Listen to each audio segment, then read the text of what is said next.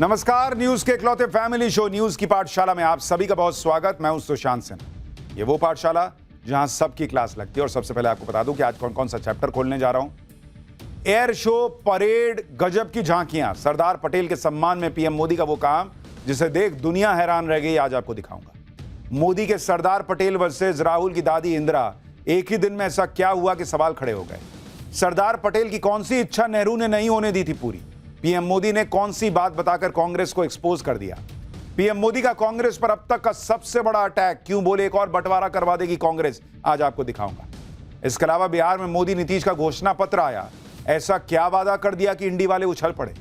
तेजस्वी की 2.5 करोड़ सरकारी नौकरी वर्सेस मोदी नीतीश की 1 करोड़ नौकरी और रोजगार, पब्लिक किस पे भरोसा करेगी, आज आपको बताऊंगा। साथ ही 23 करोड़ का भैंसा, 15 करोड़ का घोड़ा, सनातन के गढ़ पुष्कर में करोड़ों के जानवर देखकर सब कैसे हैरान है, आज आपको दिखाऊंगा।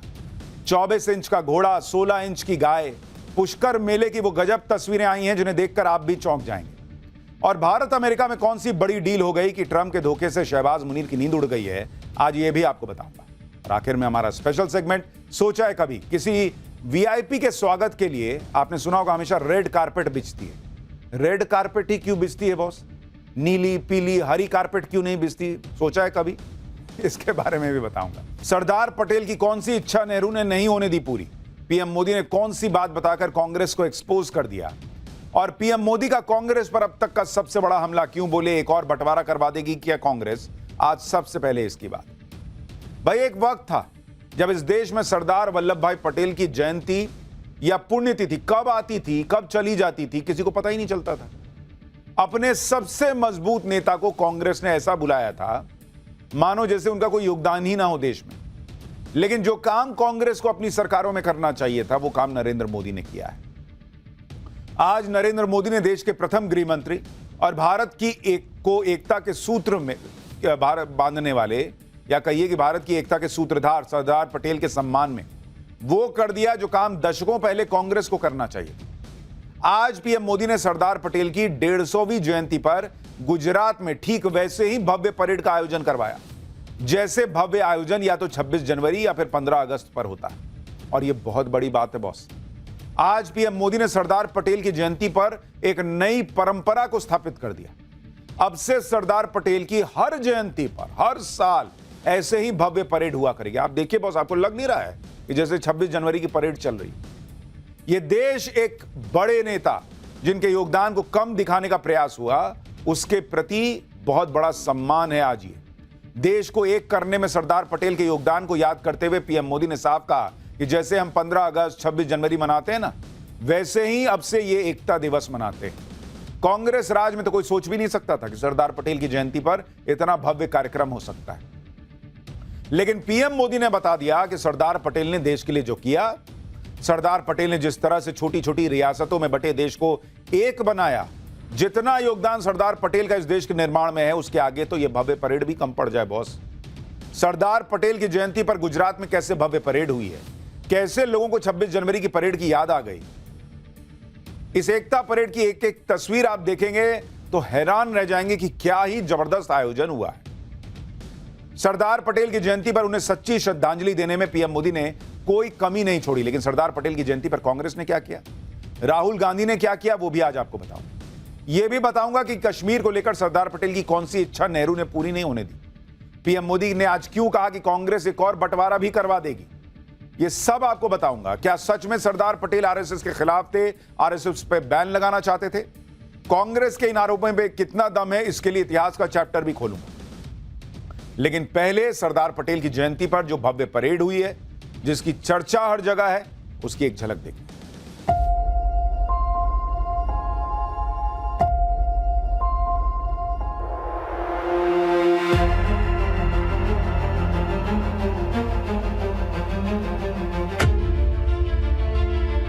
सरदार पटेल, सरदार पटेल,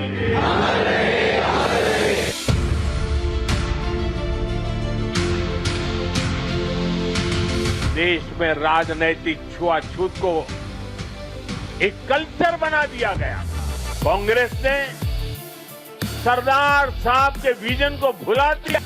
एक परिवार के बाहर हर व्यक्ति और हर विचार को अछूत बनाने की भरसक कोशिश हुई।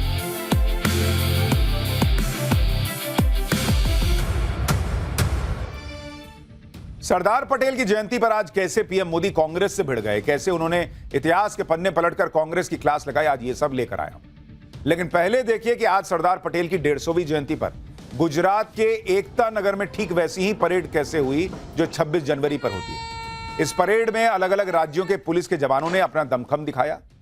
इसके अलावा सीआरपीएफ, सीआईएसएफ, बीएसएफ समेत अर्धसैनिक बलों के जवानों ने अपना शौर्य दिखाया। पीएम मोदी ने परेड में पराक्रम दिखाने वाले अलग अलग दल को सलामी दी। इस एकता परेड की कमान नारी शक्ति ने संभाली हुई थी। एक और तस्वीर अब आपको दिखाता हूं। राष्ट्रीय एकता परेड में गुजरात पुलिस और सीआरपीएफ की महिला ब्रिगेड ने संयुक्त राइफल ड्रिल का प्रदर्शन भी किया। देश की इन बहादुर बेटियों ने कैसे राइफल के साथ अपना दमखम दिखाया, उसे देखकर तो पीएम मोदी भी हैरान रह गए। देख रहे हैं बॉस, ऐसा लग रहा है जैसे सच में 26 जनवरी की परेड चल रही है। इसके बाद सीआईएसएफ की महिला टुकड़ी ने भी अपना पराक्रम दिखाया। अब एक और तस्वीर देखिए, इसमें असम पुलिस के दिलेर मोटरसाइकिल राइडर्स ने अपना जलवा दिखाया। महिला राइडर्स ने भी मोटरसाइकिल पर अद्भुत करतब दिखाया। इस स्वामी की रक्षा करने वाले महान योद्धा लाचित बोरफुकन, जिनके नाम से आज भी एनडीए द्वारा बेस्ट कैडेट को गोल्ड मेडल प्रदान किया जाता है।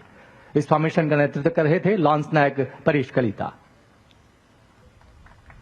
हवलदार किशोर राय और 7 महिला सदस्यीय टीम के साथ अग्रसर। इसके बाद बारी थी बीएसएफ के डॉग स्क्वाड की। बीएसएफ के डॉग स्क्वाड ने अपने ट्रेन्ड डॉग्स की ताकत दिखाई। ये ट्रेन्ड डॉग्स कैसे किसी खतरे से निपटने में सक्षम है, कैसे ये बीएसएफ के जवानों की मदद करते हैं, ये सब दिखाया गया। सफलतापूर्वक इसने इसे पूरा किया। आइए हम तालियों से इसे सराहें। को पार करना इस बात को प्रमाणित करता है कि अगर रात के अंधेरे सक्षम हैं, समर्थ हैं। जैसे 26 जनवरी की परेड में अलग अलग राज्यों की झांकियां निकाली जाती हैं। इस भव्य परेड के खत्म होने के बाद पीएम मोदी परेड में शामिल लोगों के बीच पहुंच गए। पीएम मोदी को अपने पास देखकर लोगों ने मोदी मोदी के नारे लगाने शुरू किए। कोई जय श्री राम का नारा भी लगाने लगा। भारत माता की जय के नारे गूंजने लगे।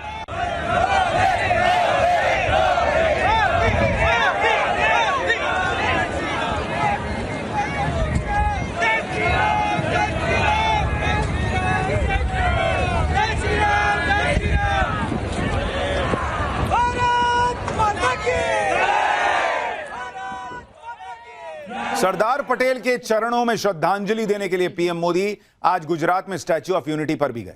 सरदार पटेल के चरणों में पुष्प और जल अर्पित किया। इसके पहले कल पीएम मोदी सरदार पटेल के परिवार वालों से भी मिले थे। यह उसकी तस्वीर है जब उन्होंने परिवार वालों से मुलाकात की।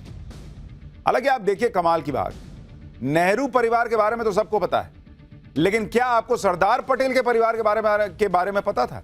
सोचिए, कभी बताया गया है? नेहरू परिवार में प्रियंका वाड्रा के बच्चों तक के बारे में देश को पता है, लेकिन सरदार पटेल का परिवार क्या करता है, कौन है, इस देश को पता ही नहीं है। यह इस देश में हुआ है। सरदार पटेल के परिवार में उनकी बेटी मणिबेन पटेल सांसद थी। वो आजीवन अविवाहित रहीं और पूरा जीवन देश और समाज को समर्पित किया। सरदार पटेल के बेटे दया भाई पटेल भी राजनीति में सक्रिय थे।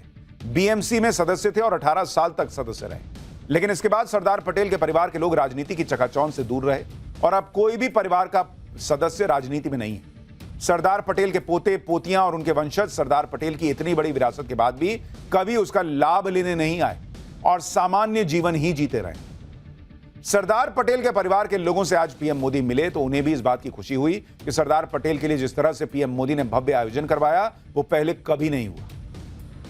लेकिन आप देखिए कि एक तरफ पीएम मोदी ने कांग्रेस के वरिष्ठ नेता और देश के पहले गृह मंत्री सरदार पटेल के सम्मान में कोई कमी नहीं रखी, दूसरी तरफ कांग्रेस जो है उसने अपने इस महान नेता को कैसे याद किया वो भी आपको बताता हूं। कांग्रेस अध्यक्ष मल्लिकार्जुन खड़गे, सोनिया गांधी और राहुल गांधी संसद भवन में सेंट्रल हॉल गए। सेंट्रल हॉल में जाकर सरदार पटेल को श्रद्धांजलि दी। इसके अलावा नेता विपक्ष राहुल गांधी ने सोशल मीडिया पोस्ट में सरदार पटेल को श्रद्धांजलि दी। आप सोचिए, कांग्रेस के इस आइकॉन को, जिन्होंने बंटवारे के वक्त देश को एक किया, 550 से ज्यादा रियासतों को भारत में मिलाने का असंभव काम करके दिखाया, उन लौह पुरुष को कांग्रेस नेताओं ने ऐसे याद किया जैसे कोई खाना पूर्ति कर दी गई। क्योंकि यह बात तो किसी से छिपी नहीं कि कैसे दशकों तक सरदार पटेल के योगदान की अनदेखी होती रही। अब मोदी कर रहे हैं तो सबको करना है, तो भाई गए फूल चढ़ा दिए। यही आरोप आज पीएम मोदी ने कांग्रेस पर लगाया। पीएम मोदी ने कहा कि कांग्रेस ने महापुरुषों की लेगेसी को अनदेखा किया और इस राजनीतिक छुआछूत को एक कल्चर बना के छोड़ दिया। सुनिए पीएम मोदी को, फिर बताऊंगा कि कैसे कांग्रेस ने गांधी परिवार को हमेशा आगे रखा लेकिन सरदार पटेल और बाबा साहब अंबेडकर की अनदेखी की। देश में राजनीतिक छुआछूत को एक कल्चर बना दिया गया था। हम सभी को पता है कांग्रेस सरकारों में सरदार पटेल और उनकी लेगेसी के साथ क्या क्या हुआ है। इन लोगों ने बाबा साहब आम्बेडकर के साथ जीते जी और उनके जाने के बाद भी क्या किया, नेताजी सुभाष चंद्र के साथ क्या किया, डॉक्टर लोहिया और जयप्रकाश नारायण जैसे लोगों के साथ भी कांग्रेस ने यही किया। भाई सरदार पटेल हो या बाबा साहब अंबेडकर, कांग्रेस ने इन महापुरुषों के योगदान की कैसे अनदेखी की उसका उदाहरण आपको दिखाता हूं। जवाहरलाल नेहरू 1955 में भारत रत्न इनको मिल गया था। निधन 1964 में हुआ। जीते जी ही इनको सम्मान मिल गया भारत रत्न का। इंदिरा गांधी 1971 में इनको भारत रत्न मिला, निधन 1984 में हुआ, यानी इनको भी जीते जी भारत रत्न मिल गया। राजीव गांधी 21 मई 1991 को निधन हुआ, जुलाई में 1991 में ही भारत रत्न मिला, निधन के 2 महीने में भारत रत्न मिल गया। और सरदार पटेल 1950 में निधन हुआ, भारत रत्न 1991 में निधन के 41 साल बाद मिला। डॉक्टर भीमराव अंबेडकर 1956 में निधन हुआ, निधन के 34 साल बाद जब वीपी सिंह पीएम थे तब जाकर 1990 में इनको भारत रत्न मिला। मतलब नेहरू परिवार के जो लोग हैं, नेहरू गांधी परिवार के, उनको तो जीते जी भारत रत्न मिल रहा। और इस देश के लिए सरदार पटेल और बाबा साहब अंबेडकर का जो योगदान है उसके लिए सालों साल उनको इंतजार करना पड़ा कि भाई उनको भारत रत्न मिले। सोचिए सरदार पटेल ने कितना बड़ा काम देश के लिए किया और उनके योगदान को याद करने की अनदेखी कितने सालों तक की जाती रही। आप देखिए कि आजादी के वक्त भारत में 565 रियासतें थी जिन्हें अपने हिसाब से भारत या पाकिस्तान में विलय की आजादी थी। सरदार पटेल ने ज्यादातर रियासतों को भारत में शामिल करवाया। सिर्फ कश्मीर, जूनागढ़ और हैदराबाद की रियासतें ही बची थीं। इसमें सरदार पटेल ने हर तरीका आजमाकर जहां ताकत दिखानी थी वहां ताकत दिखाई, जहां दिमाग लगाना था वहां दिमाग लगाकर कराया और इस तरह से जूनागढ़ और हैदराबाद को भी शामिल करवा लिया। लेकिन कश्मीर का मामला रह गया क्योंकि इसका जिम्मा नेहरू ने ले रखा था। A state in turbulence Jammu and Kashmir किताब में लिखा गया है कि जम्मू कश्मीर का मुद्दा खुद जवाहरलाल नेहरू देख रहे थे और जम्मू कश्मीर के मुद्दे पर विवाद हुआ क्योंकि उनका झुकाव शेख अब्दुल्ला की तरफ था और महाराजा हरि सिंह के प्रति द्वेष नहीं था। यही बात आज प्रधानमंत्री नरेंद्र मोदी ने भी कही कि सरदार पटेल की बहुत इच्छा थी कि जैसे दूसरी रियासतों को भारत में मिला लिया गया था वैसे ही कश्मीर को भी मिला लिया जाता, लेकिन जो सरदार पटेल चाहते थे वो नेहरू ने होने नहीं दिया।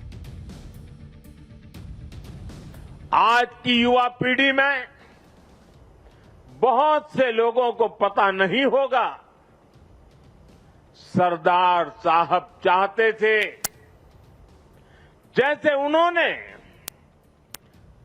बाकी रियासतों का विलय किया वैसे ही पूरे कश्मीर का विलय हो, लेकिन नेहरू जी ने उनकी वो इच्छा पूरी नहीं होने दी। कश्मीर को अलग संविधान और अलग निशान से बांट दिया गया। साथियों, कश्मीर पर कांग्रेस ने जो गलती की थी उसकी आग में देश दशकों तक जलता रहा। कांग्रेस की लचर नीतियों के कारण कश्मीर का एक हिस्सा पाकिस्तान के अवैध कब्जे में चला गया। पाकिस्तान ने आतंकवाद को हवा दी। State sponsored terrorism. साथियों, कश्मीर और देश को इतनी बड़ी कीमत चुकानी पड़ी, लेकिन फिर भी कांग्रेस हमेशा आतंकवाद के आगे नतमस्तक रही। साथियों, कांग्रेस ने सरदार साहब के विजन को भुला दिया। आप सोचिए, जिन सरदार पटेल ने देश की छोटी बड़ी 500 से ज्यादा रियासतों का विलय करवा दिया, जिनके कहने पर बड़े बड़े राजा, रजवाड़े और निजाम सब भारत सरकार के साथ आ गए, उन लौह पुरुष सरदार पटेल को कश्मीर के मसले से दूर रखा गया। ऐसा माना जाता है कि कश्मीर के मसले पर नेहरू ने पटेल पर विश्वास नहीं किया, लेकिन माउंटबेटन और यूएन पर कर लिया। महात्मा गांधी के पोते और इतिहासकार राजमोहन गांधी ने अपनी किताब पटेल लाइफ में यह बात लिखी है कि कश्मीर को लेकर भारत सरकार के कई कदमों के बारे में वल्लभ भाई नाराज थे। दरअसल सरदार पटेल का यह मानना था कि जब पाकिस्तान ने हमला करके कश्मीर हथियाने की कोशिश की, तब जनमत संग्रह कराने जैसी चीज बनती नहीं थी। पाकिस्तान ने हथियार के दम पर कब्जा करने की कोशिश की है तो उसे हथियार से जवाब देना चाहिए था। सरदार पटेल की जयंती पर आज पीएम मोदी फुल फॉर्म में दिखे। उन्होंने इतिहास के पन्ने पलटते हुए कांग्रेस को बुरी तरह एक्सपोज किया। पीएम मोदी ने आरोप लगाया कि कांग्रेस ने मजहबी आधार पर राष्ट्रीय गीत वंदे मातरम के एक हिस्से को भी हटा दिया था और उसी दिन कांग्रेस ने भारत के बंटवारे की नींव रख दी थी। सुनिए पीएम को, फिर बताऊंगा कि वंदे मातरम का वो हिस्सा कांग्रेस ने, जिसे मुस्लिम लीग के दबाव में कांग्रेस ने हटवाया था, वो हिस्सा था क्या। जो काम अंग्रेज नहीं कर पाए, वो काम कांग्रेस ने कर दिया। कांग्रेस ने मजहबी आधार पर वंदे मातरम के एक हिस्से को ही हटा दिया। यानी कांग्रेस ने समाज को भी बांटा और अंग्रेजों के एजेंडे को भी आगे बढ़ाया। जिस दिन कांग्रेस ने वंदे मातरम को तोड़ने का, काटने का, विभाजित करने का फैसला लिया था, उसी दिन कांग्रेस ने भारत के विभाजन की नींव डाल दी थी। कांग्रेस ने वो पाप नहीं किया होता तो आज भारत की तस्वीर कुछ और होती। आप सोचिए, राष्ट्रीय गीत वंदे मातरम के बारे में पीएम मोदी ने जो बातें कही, वो बहुत ही कम लोगों को पता हो। कैसे जिन्ना के विरोध में, मुस्लिम लीग के चक्कर में नेहरू जी ने वंदे मातरम की मूल पंक्तियों पर कैंची चला दी बॉस। उसका इतिहास आपको बताता हूं। वंदे मातरम की रचना सबसे पहले 7 नवंबर 1875 को बंकिम चंद्र चट्टोपाध्याय ने की। उन्होंने अपनी कविता में 5 छंद रखे थे। वंदे मातरम को बंकिम चंद्र चट्टोपाध्याय ने 1882 में बंगाली उपन्यास आनंद मठ में प्रकाशित किया। रविंद्रनाथ टैगोर ने इसे गीत के तौर पर जो है रूप दिया। इसके बाद यह गीत आजादी के समय की लड़ाई लड़ने वालों के लिए जो क्रांतिकारी थे उनकी जुबान पर चढ़ गए। लेकिन साल 1908 में मुस्लिम लीग ने वंदे मातरम का विरोध शुरू कर दिया। मुस्लिम लीग का तर्क यह था कि इस गीत में मातृभूमि की वंदना और देवी देवताओं का जिक्र है। मुस्लिम लीग में वंदे मातरम का विरोध इतना बढ़ गया कि जिन्ना ने इसके बारे में नेहरू को चिट्ठी लिख दी और वंदे मातरम को राष्ट्रीय गीत के तौर पर हटाने की मांग की। 6 अप्रैल 1938 को जिन्ना के लेटर का जवाब देते हुए नेहरू ने लिखा कि कांग्रेस वर्किंग कमेटी ने पिछले साल अक्टूबर में ही इस मुद्दे पर एक बयान जारी किया था।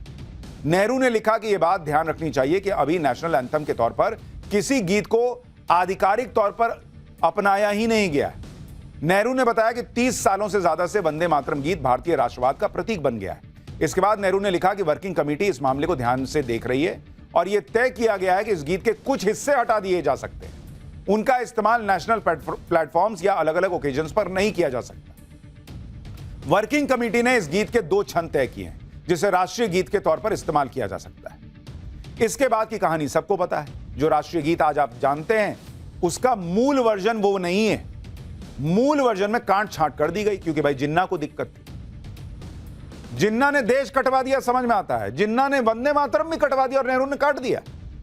वंदे मातरम की जिन पंक्तियों से मुस्लिम लीग को आपत्ति थी और जिसे नेहरू के नेतृत्व में कांग्रेस ने हटा दिया था, उन पंक्तियों में से कुछ आपको पढ़कर सुनाता हूं। जैसे एक पंक्ति यह थी कि त्वम ही दुर्गा दश प्रहरण धारिणी, कमला कमल दल विहारिणी, वाणी विद्यादायिनी, नमामि त्वाम नमामि कमलाम अमलाम अतुलाम सुजलाम सुफलाम मातरम। वंदे मातरम। इसका अर्थ है कि अपने 10 हाथों में 10 शस्त्र धारण करने वाली शत्रु संहारिणी दुर्गा भी आप हैं। कमल पुष्पों को धारण करने वाली कमल कोमल लक्ष्मी भी आप हैं। विद्यादायिनी सरस्वती भी आप ही हैं। आपको हमारा प्रणाम है, माते में आपका वंदन करता हूं। यह हटवा दिया कांग्रेस ने बॉस, क्योंकि मुस्लिम लीग को प्रॉब्लम। सरदार पटेल को याद करते हुए आज पीएम मोदी ने राष्ट्रीय एकता परेड में लोगों को राष्ट्रीय एकता की शपथ भी दिलाई। पीएम मोदी ने कहा कि आज भी देश की एकता के सामने कई चैलेंज हैं और इसमें एक चैलेंज घुसपैठियों का है। घुसपैठियों का नाम लेते हुए पीएम मोदी ने कांग्रेस पर अब तक का सबसे बड़ा हमला बोला और कहा कि घुसपैठियों के चक्कर में कांग्रेस एक बार और देश का बंटवारा करवा सकती है। ये लोग घुसपैठियों को अधिकार दिलाने के लिए राजनीतिक लड़ाई लड़ रहे हैं। इनको लगता है कि देश एक बार टूट गया, आगे भी टूटता रहे, इनको कोई फर्क नहीं पड़ता। जबकि सच्चाई ये है कि अगर देश की सुरक्षा और पहचान खतरे में आएगी तो हर व्यक्ति खतरे में आएगा। और अब पाठशाला में अगली क्लास। बिहार में मोदी नीतीश का घोषणा पत्र आया। ऐसा क्या वादा कर दिया कि इंडी वाले उछल पड़े। तेजस्वी की 2.5 करोड़ सरकारी नौकरी वर्सेस मोदी नीतीश की 1 करोड़ नौकरी और रोजगार। पब्लिक को किस पे भरोसा, अब इसका चैप्टर। बिहार में चुनाव की लड़ाई अब सीधे उन वादों पर आ गई है जो जनता से किए जा रहे हैं। इंडी गठबंधन ने बड़े बड़े वादे करके माहौल बनाया था। अब नरेंद्र मोदी और नीतीश कुमार ने भी बिहार में अपना घोषणा पत्र सामने रख दिया। आज पटना में नरेंद्र मोदी और नीतीश कुमार की टीम ने एनडीए का मैनिफेस्टो जारी किया। इसमें पूरा एनडीए गठबंधन मौजूद था। पूरी तरह से एकजुटता दिखाई गई कि बिहार के लिए पूरा एनडीए एकजुट है। लेकिन नरेंद्र मोदी नीतीश कुमार के इस घोषणा पत्र में क्या क्या है, बिहार के लिए मोदी नीतीश ने क्या वादे किए कि इंडी वाले उछल पड़े। लालू राहुल तेजस्वी ने 2.5 करोड़ सरकारी नौकरी का वादा किया था, उसके जवाब में मोदी नीतीश ने क्या वादे किए हैं। सरकारी नौकरी के मुद्दे से युवा वोटर को साधने की बात हो या फिर महिलाओं के खाते में पैसा डालकर महिला वोटर अपने पाले में करने की बात हो या फिर किसानों की बात या फिर अति पिछड़ा वर्ग के लिए नए वादों की बात। नए नए वादों के मामले में कौन किस पर भारी पड़ा है आज आपको दिखाऊंगा। साथ ही यह भी बात होगी कि बिहार में वादों की इस जंग के बीच एक और जंग कैसे चल रही है। लेकिन पहले बिहार के लिए वादों पर मचे जबरदस्त घमासान का एक ट्रेलर देखिए।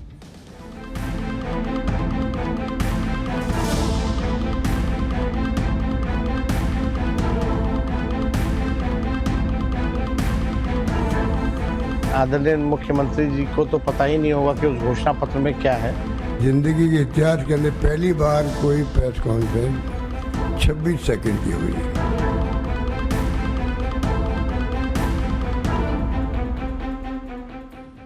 बिहार में सबसे बड़ी चुनावी लड़ाई सरकारी नौकरी के मुद्दे पर हो रही है। लालू राहुल तेजस्वी के इंडी गठबंधन ने इस मुद्दे पर बड़े बड़े वादे कर दिए।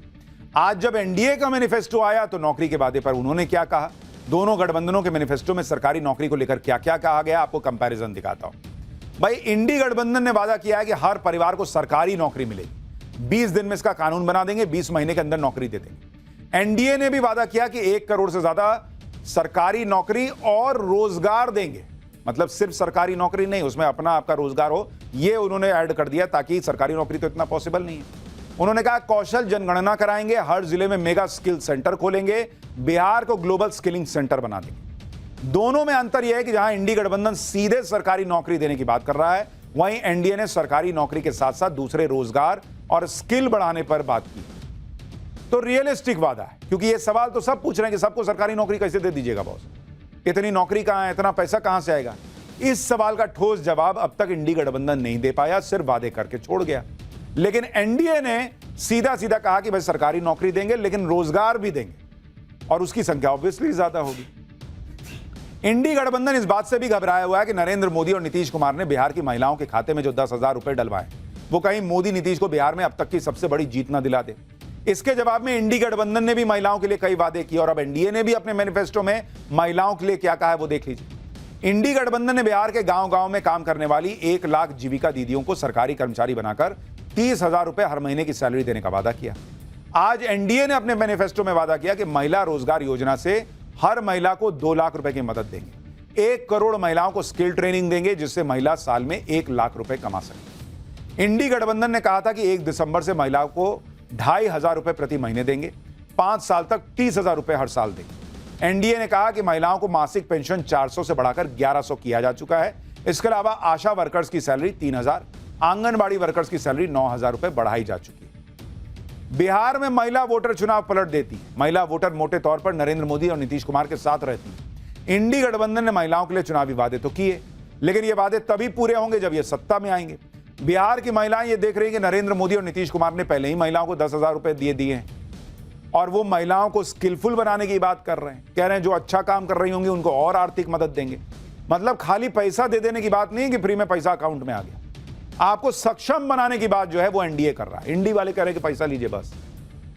और इसलिए कहा जा रहा है कि एनडीए का घोषणा पत्र रियलिस्टिक है बॉस, तो पॉसिबल है पूरा करना। इंडी वाले हवा हवाई सपने दिखा रहे हैं। इसके अलावा इंडी गठबंधन और एनडीए के मैनिफेस्टो में जो और अंतर है, उनमें किसानों के लिए इंडी गठबंधन ने कहा कि मंडियों को फिर से सक्रिय किया जाएगा, सभी फसलों की एमएसपी पर खरीद की गारंटी दे दी। एनडीए ने आज वादा किया है कि पीएम किसान सम्मान निधि की तर्ज पर कर्पूरी ठाकुर किसान सम्मान निधि शुरू करेंगे, जिसमें 3,000 रुपए हर साल एक्स्ट्रा मिलेंगे। यानी पीएम किसान निधि का 6,000 तो मिलेगा ही, 3,000 रुपए एक्स्ट्रा मिलाकर यानी 9,000 रुपए किसानों को मिलेंगे। इसके अलावा इंडी गठबंधन ने कहा था कि वो हर परिवार को 200 यूनिट बिजली फ्री देंगे, 25 लाख रुपए तक का स्वास्थ्य बीमा देंगे। एनडीए ने अपने घोषणा पत्र में कहा कि वो 125 यूनिट फ्री बिजली देना जारी रखेंगे, उसके ऊपर नहीं देंगे, और आयुष्मान भारत के तहत 5 लाख का मुफ्त इलाज जो मिल रहा है वो देते रहेंगे। बिहार में एनडीए ने मैनिफेस्टो जारी किया तो इंडी गठबंधन ने इसे जुमला बता दिया। एनडीए के मैनिफेस्टो को लेकर इंडी गठबंधन और विपक्ष क्या कह रहे हैं, एक बार वो भी सुनिए, फिर आपको बताता हूं कि जो पिछड़ा वर्ग है उसके लिए एनडीए क्या लेकर आया है। देखिए, आज हम लोगों ने देखा कि मैनिफेस्टो जो है जारी जैसे किया गया वैसे ही ख़त्म भी होगी। यानी 30 सेकंड के अंदर जो है इनकी घोषणा पत्र का जो कार्यक्रम था वो ख़त्म हो गया है। आदरणीय मुख्यमंत्री जी को तो पता ही नहीं होगा कि उस घोषणा पत्र में क्या है, शायद उनको बोलने ना दिया जाए, इसलिए जो है जल्द से जल्द जो है ये ख़त्म कर लिया गया। मैनिफेस्टो आज जारी किया गया, वो भी एक घटना बन गई प्रेस मीडिया के लिए भी, कि कहते 26 सेकंड का एक नेता लोग आए, उसमें अमित शाह जी भी और नीतीश कुमार जी भी, नड्डा साहब भी। 26 सेकंड। अभी कुछ मुझे मीडिया के साथी मिले, वो कहने लगा हमारे जिंदगी के इतिहास के अंदर पहली बार कोई प्रेस कॉन्फ्रेंस 26 सेकंड की हुई है। बिहार में एक बड़ी लड़ाई अति पिछड़ा वोटों की भी हो रही है। इसे लेकर इंडी गठबंधन के घोषणा पत्र में क्या कहा गया है और अब एनडीए के घोषणा पत्र में क्या है, उसका कंपैरिजन देखिए। इंडी गठबंधन ने SC/ST एक्ट की तर्ज पर अति पिछड़ा एक्ट लाने का वादा किया है। आरक्षण की 50% सीमा को बढ़ाने और अति पिछड़ा वर्ग के लिए पंचायत नगर निकाय में आरक्षण बढ़ाकर 30% करने का वादा किया है। एनडीए ने अपने घोषणा पत्र में कहा कि वो सुप्रीम कोर्ट के रिटायर्ड जज की अध्यक्षता में उच्च स्तरीय कमेटी बनाएंगे, जो अति पिछड़ा वर्ग की अलग अलग जातियों के सामाजिक और आर्थिक स्थिति का आकलन करके सुझाव देंगी और वो सुझाव सरकार लागू करेगी। एनडीए ने अति पिछड़ा वर्ग की अलग अलग जातियों की जो पारंपरिक व्यवसाय करती हैं, उन्हें उनके व्यवसाय में 10 लाख रुपए तक की सहायता देने का भी वादा किया। अति पिछड़ा वोट नरेंद्र मोदी और नीतीश कुमार के साथ रहा है, लेकिन बिहार में इस बार अति पिछड़ा वोटों पर इंडी गठबंधन खेल करना चाह रहा है। इसलिए बड़ी लड़ाई अति पिछड़ा वोटों को लेकर हो रही है। बिहार की चुनावी राजनीति में मोस्ट बैकवर्ड यानी ईबीसी सबसे अहम फैक्टर है। बिना अति पिछड़ा समुदाय को साधे कोई भी बिहार में सत्ता तक नहीं पहुंच सकता। बिहार में ईबीसी की आबादी 36% है, जिसमें करीब 112 जातियां हैं। इनमें निषाद, मल्ला, केवट, बिंद, नोनिया, तेली, तमोली, बढ़ई, धानुक, लोहार, कुम्हार, नाई, शिल्पकार, ठठेरा, माली, चंद्रवंशी, हलवाई, कानू, दांगी, राजवंशी, गरेड़िया जैसी जातियां। आबादी के हिसाब से ये छोटी छोटी जातियां हैं, लेकिन दूसरे वोट बैंक के साथ जुड़कर बड़ी ताकत बन जाती हैं। इसलिए सभी पार्टियों की कोशिश अति पिछड़ा वोट पाने की रहती है। अति पिछड़ा वोट पर एनडीए की तगड़ी पकड़ रही है और नरेंद्र मोदी, नीतीश कुमार पर लगातार इस वर्ग ने भरोसा जताया। लेकिन इस बार अति पिछड़ा वोट के लिए ही इंडी गठबंधन ने अति पिछड़ा वर्ग के मछुआरा समुदाय से जुड़े हुए मुकेश सहनी को डिप्टी सीएम कैंडिडेट बनाया। वोटों के इस गणित के बीच यह भी देखना जरूरी है कि 2005 से अब तक बिहार में बदलाव तो बहुत हुए, लेकिन अभी बिहार में बहुत कुछ करना बाकी है। पहले आप ये देखिए कि 25 साल में क्या हुआ है। भाई, पहले बिजली हर जगह नहीं आती थी बिहार में। 2005 में 700 मेगावाट बिजली थी, जो आज की डेट में बिहार में 8700 मेगावाट हो चुकी है। गांव में सड़कें नहीं होती थी। 2005 में 8000 किलोमीटर पक्की सड़कें थी गांव में। आज की डेट में 1,20,000 किलोमीटर पक्की सड़कें इस गांव में। बिहार में 6 एक्सप्रेसवे बन रहे हैं। पटना को बिहार के सभी जिलों से 4 या 6 लेन की सड़कों से जोड़ा जा रहा है, जिससे 3 घंटे के अंदर कोई भी पटना पहुंच सके। गंगा पर 7 नए पुल बन चुके हैं। दूसरी नदियों पर पुल की संख्या दोगुनी हो गई है। पटना में मेट्रो शुरू हो गई है। गया जी, मुजफ्फरपुर, दरभंगा, भागलपुर में भी मेट्रो चलेगी। नरेंद्र मोदी और नीतीश कुमार के नेतृत्व में एनडीए ने वादा किया है कि बिहार को अगले 5 साल में बाढ़ मुक्त करना है। फ्लड मैनेजमेंट बोर्ड बनाएंगे। 2030 तक सभी जिलों में पाइप्ड नेचुरल गैस का नेटवर्क बिछाने का प्लान है, जिससे हर परिवार को आसान और सस्ता रसोई गैस कनेक्शन मिल सके। एनडीए का यह भी वादा है कि बिहार में केंद्र के सहयोग से Delhi, Patna, Kolkata bullet train corridor भी बनाया जाएगा। यानी एक तरफ ऐसे सपने हैं तो बिहार के लिए कड़वी हकीकत भी है कि अभी भी बिहार के सामने बहुत चुनौतियां हैं बॉस। आपको बिहार के कुछ आंकड़े दिखाता हूं। बिहार में करीब 40% लड़कियां ऐसी हैं जो कभी पढ़ाई के लिए स्कूल ही नहीं गई। इस मामले में 29 राज्यों में बिहार 28वें नंबर पर है, यानी सबसे पिछड़ा हुआ है। तो ये सवाल भी एनडीए से है कि ये अब 20 साल में क्यों नहीं कर पाए। बिहार में 20 से 24 साल की लड़कियों में 41% लड़कियां आज भी ऐसी हैं जिनकी शादी 18 साल से की उम्र से पहले हो गई। इस मामले में भी बिहार 29 राज्यों में 28वें नंबर पर है, यानी सबसे पिछड़ा। ये क्यों नहीं रोक पाए Nitish ji. Human development index में बिहार 27वें नंबर पर है, यानी सबसे नीचे। क्लास 9 से 10 के बीच ड्रॉप आउट रेट बिहार में 20% है, जो देश के 29 राज्यों में 27वें नंबर पर है, यानी यहां भी बिहार सबसे पिछड़ा है। हायर एजुकेशन में एनरोलमेंट का आंकड़ा बिहार में सिर्फ 17% है, जो देश के 29 राज्यों में 28वां नंबर है, यानी सबसे पिछड़ा। प्रति व्यक्ति आय के मामले में बिहार देश में सबसे पीछे है। बिहार में प्रति व्यक्ति आय वित्त वर्ष 2023-24 में 66,828 रुपए थी, जबकि देश में प्रति व्यक्ति आय का औसत 1,88,892 रुपए है। यानी बिहार में बहुत सारी चीजें पिछले 20 साल में बदली हैं, लेकिन उसके बावजूद ये कुछ ऐसे मूलचूल बदलाव हैं जो क्यों नहीं आए, इसका जवाब अभी भी सरकार नहीं देती। अब क्या पब्लिक सरकार बदलेगी, क्या करेगी, ये तो वक्त तय करेगी। और पाठशाला में अब अगली क्लास। 23 करोड़ का भैंसा, 15 करोड़ का घोड़ा, सनातन के गढ़ पुष्कर में करोड़ों के जानवर देखकर सब हैरान रह गए। 24 इंच का घोड़ा, 16 इंच की गाय, पुष्कर मेले की वो गजब तस्वीरें जिन्हें देखकर आप चौंक जाएंगे। भारत की सनातन संस्कृति के इतने गजब गजब रंग हैं कि पूरी दुनिया इसे देखकर हैरान रह जाती है। जैसे आप पुष्कर को ही देख लीजिए, जिसे सनातन में तीर्थराज पुष्कर भी कहा जाता है। राजस्थान में अजमेर के पास पुष्कर के बारे में आप में से बहुत लोग जानते भी होंगे। कई लोग पुष्कर गए भी होंगे। पुष्कर को भगवान ब्रह्मा की नगरी भी माना जाता है और यहां हर साल जो मेला लगता है, उस पुष्कर मेले का नाम तो दुनिया भर में। पुष्कर में विश्व प्रसिद्ध पशु मेले की शुरुआत हो चुकी है। 7 दिनों तक चलने वाले इस मेले में देश विदेश से लोग पहुंच रहे हैं। लेकिन पुष्कर का मेला सिर्फ एक पशु मेला नहीं है बॉस, सनातन की समृद्ध संस्कृति और गौरवशाली इतिहास का प्रतीक भी। हर साल की तरह इस बार भी पुष्कर पशु मेले में मर्सिडीज और फरारी से महंगे करोड़ों के जानवरों की धूम मची हुई है। कुछ की कीमत तो इतनी ज्यादा है कि उनकी कीमत में फार्म हाउस से लेकर 2 दर्जन लग्जरी गाड़ियां आ जाएंगी बॉस। आप देखिए पुष्कर मेले में भाई 23 करोड़ का अनमोल भैंसा है, 23 करोड़ का। 15 करोड़ का घोड़ा शाहबाज भी पहुंचा हुआ है। वहीं हैरान करने वाला 24 इंच का घोड़ा भी वहां मौजूद है और दुनिया की सबसे छोटी 16 इंच की गाय भी है। आज पाठशाला में पुष्कर मेले में शो स्टॉपर बने करोड़ों के भैंसों से लेकर घोड़ों तक सबके बारे में आपको बताऊंगा कि भाई 25 करोड़ 23 करोड़ का भैंसा क्यों बिक रहा है, 15 करोड़ का घोड़ा क्यों है भाई, ये 16 इंच की गाय कहां से आ गई। पुष्कर से जुड़े सनातन के इतिहास का चैप्टर भी आपको दिखाऊंगा। पुष्कर मेले में सबसे ज्यादा चर्चा अनमोल नाम के भैंसे की हो रही। हरियाणा के सिरसा से यह भैंसा पुष्कर पशु मेले में पहुंचा है और भैंसे की उम्र 8 साल है। भैंसे के मालिक का दावा है कि 8 साल का अनमोल ब्रीडिंग के जरिए अब तक 150 भैंसे इसके जरिए तैयार हो चुकी है। भैंसे के मालिक का कहना है कि पिछले बार के मेले में ही उनके इस भैंसे के लिए 23 करोड़ रुपए तक की बोली लग चुकी थी, लेकिन वो इसे बेचने के इरादे से नहीं लाए हैं। उनका मकसद मुर्रा नस्ल के इस भैंसे की ब्रीडिंग को बढ़ावा देना है, जिससे होने वाली भैंस कम से कम 25 किलो दूध तो एक बार में देती ही देती। इस 23 करोड़ के भैंसे पर लोग कमेंट कर रहे हैं कि इसकी कीमत में तो 2 दर्जन लग्जरी गाड़ी आ जाएगी बॉस। 23 करोड़ के इस भैंसे को पालना भी हर किसी के बूते की बात नहीं है। इस भैंसे का वजन 1500 किलो है। भैंसे की डाइट में उसे दूध, देसी घी और सूखे मेवे मिलते हैं।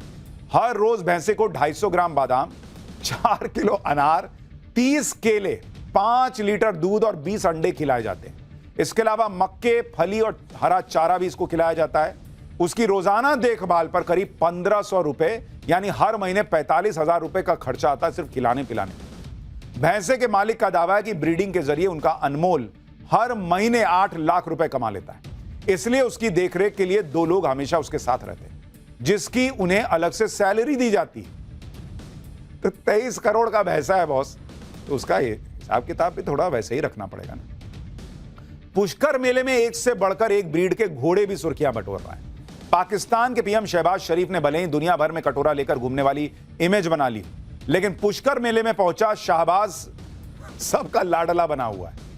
चंडीगढ़ से पहुंचा शाहबाज एक मारवाड़ी नस्ल का घोड़ा है, जिसे देखने के लिए जबरदस्त भीड़ उमड़ रही। काले चमकदार रंग के, रॉयल चाल और शाही अदाओं के चलते इस घोड़े को दूसरे घोड़ों से बिल्कुल अलग देखा जा रहा है। लोग इसे भारत का सबसे हैंडसम घोड़ा और घोड़ों के राजा जैसा नाम दे रहे हैं। शहबाज की कीमत 15 करोड़ रुपए रखी गई है। घोड़े के मालिक का दावा है कि अब तक उन्हें शहबाज के लिए 9 करोड़ का ऑफर मिल भी चुका है। 2.5 साल का यह घोड़ा अब तक कई रेस जीतकर अपना लोहा मनवा चुका है। इस घोड़े की ऊंचाई 65.5 इंच यानी करीब 5.5 फीट के करीब है। पशु मेले में बादल नाम का एक घोड़ा भी पहुंचा हुआ है, जिसकी कीमत करीब 11 करोड़ रुपए। ये देखिए बादल। घोड़े के मालिक का दावा है कि बादल अब तक 300 घोड़ों का पिता बन चुका है और इसकी उम्र 5 साल है। बादल तीसरी बार पुष्कर के मेले में पहुंचा हुआ है। पुष्कर मेले में पहुंचे करोड़ों के इन घोड़ों की शान का अंदाजा इस बात से लगाया जा सकता है कि इनके आने जाने और इन्हें ले जाने के लिए भी एसी वैन तैयार की गई। देख रहे हैं कैसे इनको सजा के रखा गया है। एक तरफ पुष्कर मेले में करोड़ों के घोड़े सुर्खियां बटोर रहे हैं, भैंसे सुर्खियां बटोर रहे हैं। दूसरी तरफ दुनिया की सबसे छोटी नस्ल के घोड़े भी सबको हैरान कर रहे हैं। ये देखिए, इन घोड़ों की ऊंचाई सिर्फ 24 से 30 इंच है। इन घोड़ों के देखने के लिए भी लोगों की भीड़ जुट रही है। हालांकि ये घोड़े बिक्री के लिए नहीं है, सिर्फ प्रदर्शनी के लिए लाए गए। ये घोड़े शेटलैंड पोनी नस्ल के हैं, जो स्कॉटलैंड के उत्तर में मौजूद शेटलैंड द्वीप में एक नस्ल है। इन घोड़ों का वजन 200 किलो तक पहुंच सकता है। 10 साल से कम उम्र के बच्चे इन पर सवारी भी कर सकते हैं। पुष्कर मेले में 16 इंच की गाय की भी खूब चर्चा हो रही है। मेले में पुंगनूर, बिदूर और मिनी माउस जैसी छोटी नस्ल की गाय पहुंची, जिनकी ऊंचाई महज 16 इंच से लेकर 34 इंच है। इन गायों की ऊंचाई भले ही कम हो, लेकिन इनकी मासूमियत और खूबसूरती सबका दिल जीत रही है। देखिए, पुष्कर मेले में जानवरों के लिए डांस के कंपटीशन भी रखे गए। इस घोड़ी को देखिए, इसका नाम काजल है, जो ढोल नगाड़ों की थाप पर डांस करती नजर आ रही है। काजल के मालिक का दावा है कि उन्हें अब तक इस घोड़ी के लिए 1 करोड़ रुपए का ऑफर मिल चुका है। घोड़ी ही नहीं, डांस करने वाला ऊंट भी पुष्कर मेले में छाया हुआ है। यह ऊंट मुंह में जलती हुई मशाल लेकर खाट के ऊपर चढ़कर डांस का हुनर दिखा रहा है। ये देखिए, एक से एक चीजें हैं बॉस। पुष्कर मेले में जहां जानवरों की कीमत के नए नए रिकॉर्ड बन रहे हैं, वहीं पुष्कर मेले को नई पहचान देने में जुटी राजस्थान सरकार ने भी नया रिकॉर्ड बनाया। कल पुष्कर मेले के उद्घाटन के मौके पर देश विदेश के 121 कलाकारों ने एक साथ नगाड़ों पर थाप, जो पुष्कर मेले के इतिहास में पहली बार हुआ। राजस्थान की डिप्टी सीएम दिया कुमारी ने भी नगाड़ों पर हाथ आजमाया। विदेश से आए कलाकार भी राजस्थानी पोशाक पहनकर नगाड़े बजाते हुए नजर आए। पुष्कर में वैसे तो दिवाली के बाद से पशु मेले की शुरुआत हो जाती है। दिवाली के 15 दिन बाद आने वाली पूर्णिमा तक यह मेला चलता है। दिवाली के 15 दिन बाद तक जब यह मेला चलता है तो लोगों की बड़ी भीड़ भी आती है। लेकिन इस मेले को इसकी ऑफिशियल शुरुआत दिवाली के 11वें दिन से होकर पूर्णिमा तक यानी 5 दिन की होती है। पुष्कर के पशु मेले को देश का सबसे बड़ा पशु मेला माना जाता है। इस मेले के इतिहास की बात की जाए तो वो भी सैकड़ों साल पुराना है। दरअसल पुष्कर सनातन की आस्था का एक बड़ा केंद्र भी है, जहां हर साल हजारों की संख्या में श्रद्धालु भगवान ब्रह्मा के मंदिर और मंदिर के पास बने पवित्र सरोवर में स्नान करने पहुंचते हैं। सैकड़ों साल पहले जब परिवहन के साधन सीमित थे, तो तीर्थयात्री अपने पशुओं को साथ लेकर लंबी यात्रा करके पुष्कर पहुंचते थे और धीरे धीरे पुष्कर में पशुओं को खरीदने और बेचने का सिलसिला शुरू हो गया और इसी तरह पशु मेले की शुरुआत हुई। ऐतिहासिक दस्तावेजों में मुगल शासक जहांगीर भी 3 पुष्कर यात्राओं का उसका उल्लेख मिलता है, जो साल 1605 से 1615 के बीच हुई। इस दौर में पुष्कर के पशु मेले का विस्तार मिला और पुष्कर में पशु मेले की औपचारिक शुरुआत ब्रिटिश शासनकाल में हुई। 106 साल पहले यानी साल 1919 में अजमेर मेवाड़ के तत्कालीन जिला मजिस्ट्रेट ने पुष्कर पशु मेले के महत्व को पहचाना। उन्होंने कई दिन पहले पोस्टर छपवाकर और मुनादी करवाकर पशु मेले के आयोजन की घोषणा की, जिसका ऐतिहासिक दस्तावेज आज भी सुरक्षित है। इसी पहल के बाद पुष्कर मेले को धीरे धीरे अंतर्राष्ट्रीय स्तर पर पहचान मिलने लगी। आज यह मेला ऊंट, घोड़ों, गायों और दूसरे जानवरों के व्यापार का सबसे बड़ा केंद्र बन चुका है। अफसोस यह है कि बहुत लोगों को इसके बारे में अभी भी उस तरह से नहीं पता है जैसे पता होना चाहिए। पुष्कर के पशु मेले की जड़ें जितनी पुरानी हैं, उससे कहीं पुराना पुष्कर से जुड़ा सनातन का इतिहास है। पुष्कर में भगवान ब्रह्मा का मंदिर है और एक पवित्र सरोवर भी है। 2 नवंबर को पुष्कर के पवित्र सरोवर में एकादशी के स्नान के साथ ही धार्मिक मेले की शुरुआत होती है। प्रसिद्ध ज्योतिषाचार्य पंडित कैलाशनाथ दधीच के मुताबिक पद्म पुराण, हरिवंश पुराण और देवी भागवत जैसे पवित्र ग्रंथों में पुष्कर को तीर्थ गुरु बताया गया है। पौराणिक कथाओं के मुताबिक धरती पर सृष्टि की रचना की शुरुआत के वक्त भगवान ब्रह्मा ने सबसे पहले पुष्कर में सरोवर की स्थापना की। मान्यता है कि भगवान ब्रह्मा ने माता गायत्री के साथ कार्तिक एकादशी से कार्तिक पूर्णिमा तक यज्ञ का आयोजन किया। यज्ञ के दौरान भगवान ब्रह्मा के हाथ से कमल का फूल गिरने से सरोवर बना और बाद में इसी सरोवर के पास 14वीं शताब्दी में भगवान ब्रह्मा का मंदिर स्थापित किया गया, जो दुनिया में भगवान ब्रह्मा को समर्पित इकलौता मंदिर है।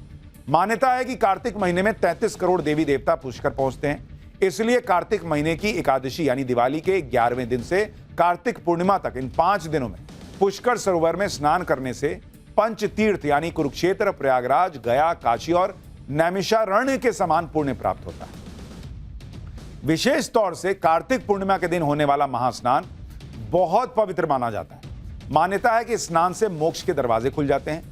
रामायण, महाभारत और दूसरे धर्म ग्रंथों में भी पुष्कर को सभी तीर्थों में सर्वोच्च स्थान दिया गया है। जैसे गंगा नदी को तीर्थों की माता, प्रयाग को तीर्थों का राजा कहा जाता है, वैसे ही पुष्कर को तीर्थों का गुरु माना जाता है और सनातन में गुरु का दर्जा भगवान से भी ऊपर रखा गया है। श्लोक भी है कि गुरु ब्रह्मा, गुरु विष्णु, गुरु देवो महेश्वरा, गुरु साक्षात पर ब्रह्म, तस्मै श्री गुरुवे नमः, जिसका मतलब है गुरु ही ब्रह्मा है, गुरु ही विष्णु है और गुरु ही भगवान शंकर है, गुरु ही साक्षात पर ब्रह्म है।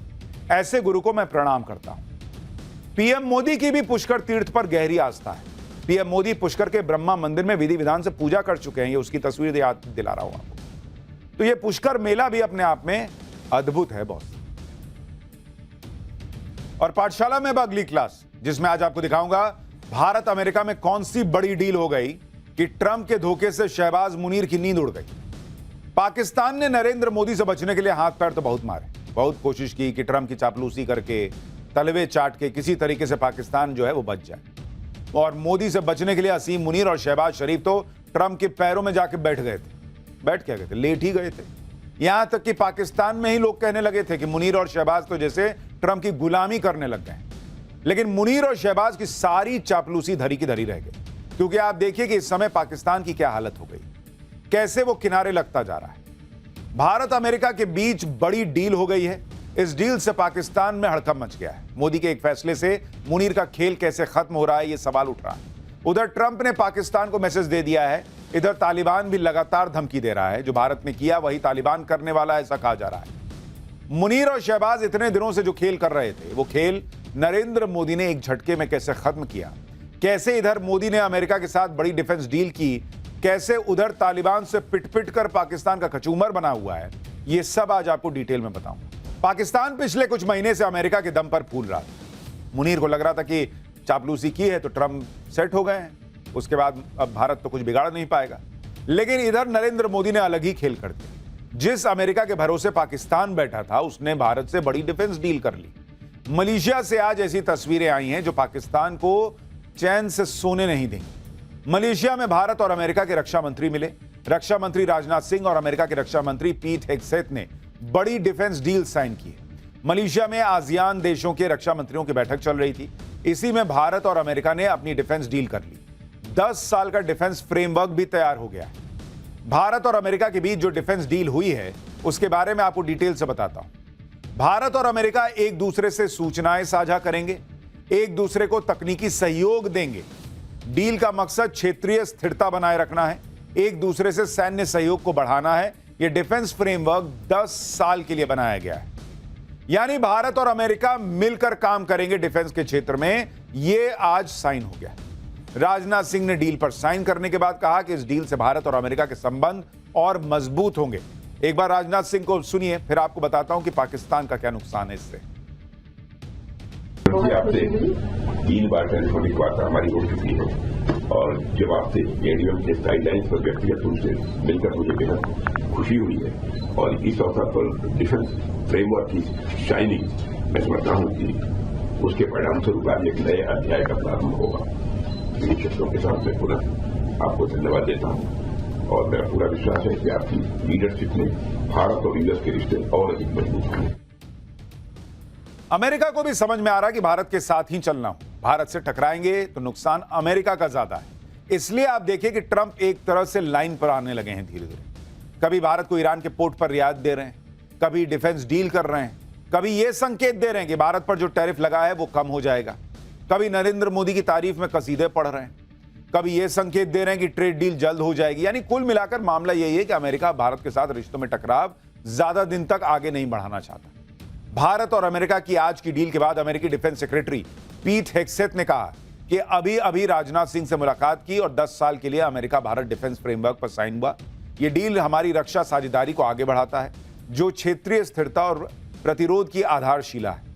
हम अपने समन्वय, सूचना साझाकरण और तकनीकी सहयोग को बढ़ा रहे हैं। हमारे रक्षा संबंध पहले कभी इतने मजबूत नहीं रहे। यानी भारत और अमेरिका के संबंध एक बार फिर से नॉर्मल होने की राह पर दिख रहे हैं और यह पाकिस्तान के लिए बुरे सपने से कम नहीं है बॉस। अमेरिका पहले ही यह बात कह चुका है कि पाकिस्तान से रिश्ते भारत की कीमत पर नहीं होंगे, क्योंकि भारत गहरा दोस्त है और रणनीतिक साझेदार है। ऊपर से पाकिस्तान भिखारी है और भारत जो है वो आज की डेट में चमकता हुआ सितारा है। पाकिस्तान को भारत और अमेरिका से झटके तो मिल ही रहे।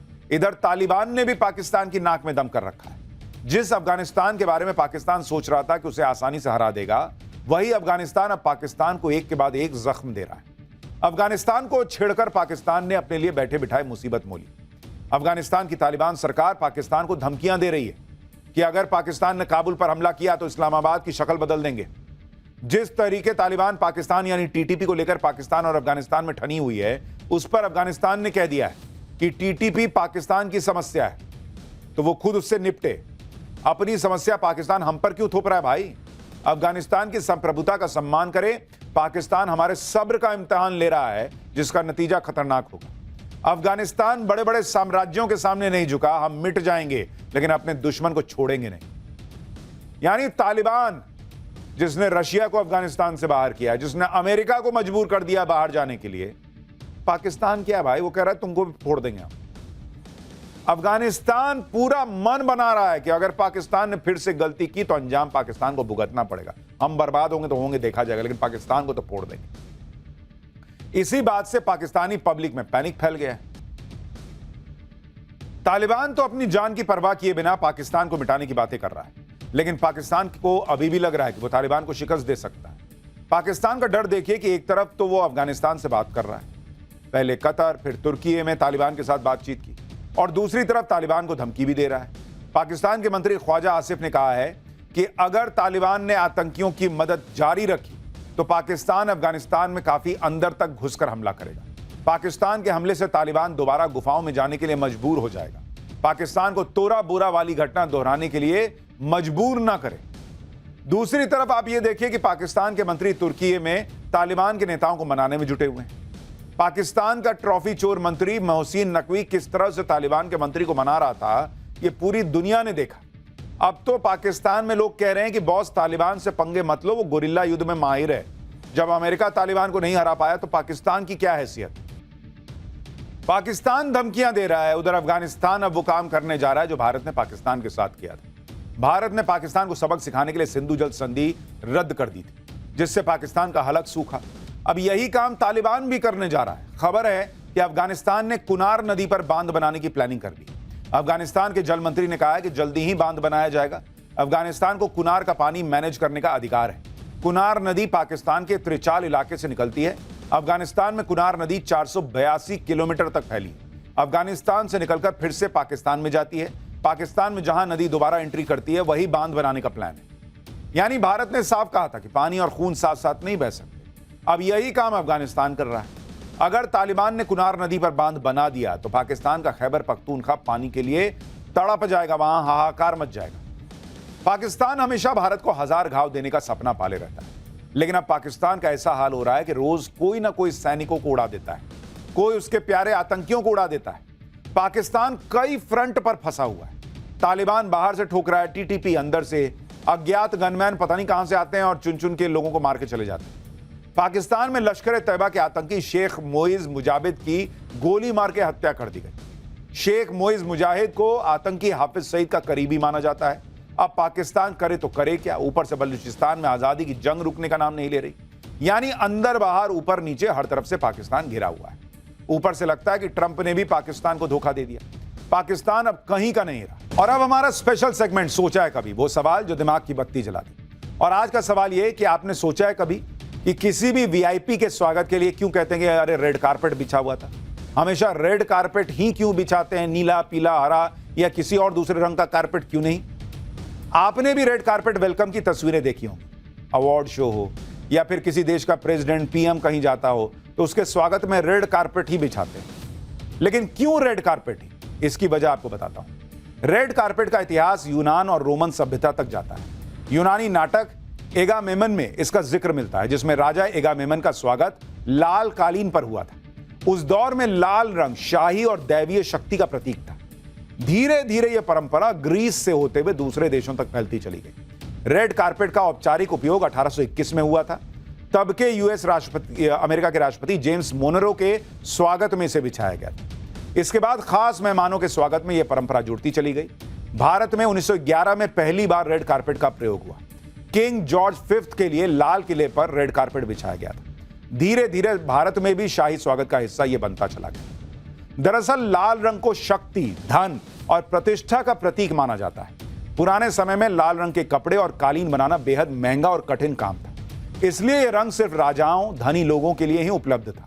यही कारण है कि समय के साथ लाल कालीन शाही अंदाज और सम्मान का प्रतीक बन गया और बड़ी बड़ी जगहों पर, बड़े बड़े इवेंट में रेड कारपेट वेलकम होने लगा।